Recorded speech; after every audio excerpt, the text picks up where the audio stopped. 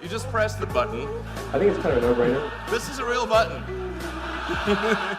I want to talk about AI, because we've been talking about it a lot here, which I want to get it clear what your thoughts are, because it's mostly Elon's scared of robots. I mean, that kind of thing. Or how do you...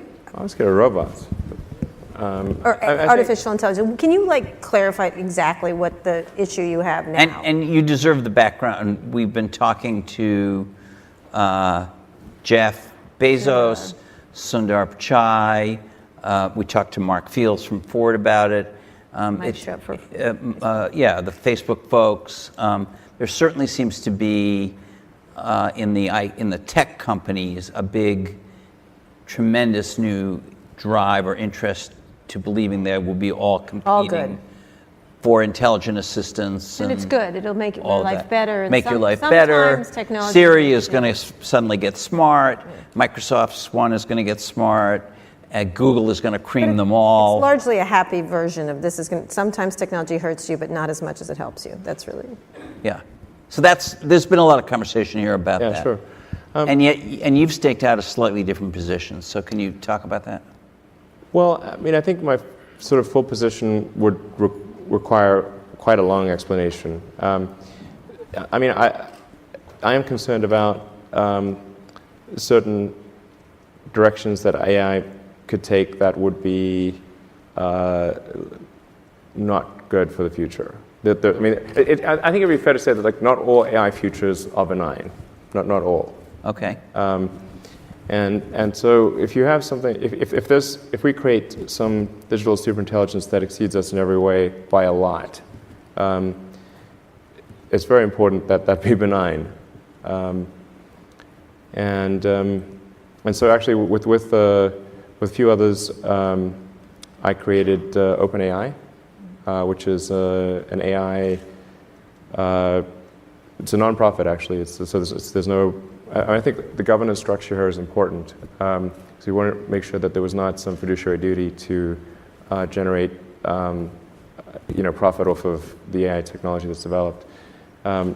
So we created this 501c3, but I think it's quite different from.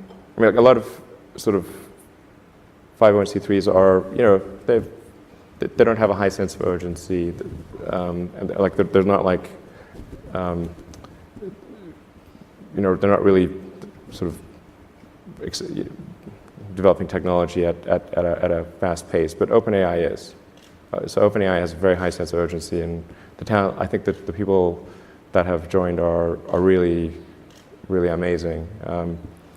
And the intent with OpenAI is to democratize AI power.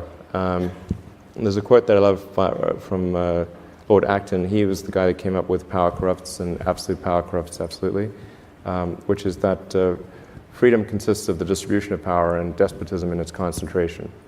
And so I think it's important, if we have this incredible power of AI, that it not be concentrated in the hands of a few and potentially lead to a world that we don't want. And what world is that? What do you foresee that when you see it?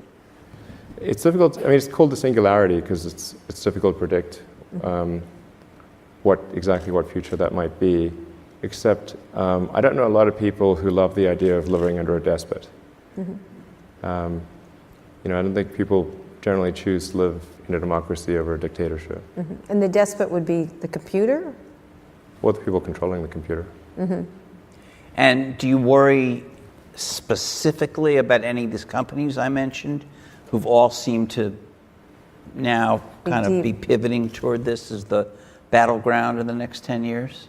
I won't name a name, but there is only one. There's only one you're worried about. And they're not preoccupied with making a car that will compete with you, I assume. There's only one.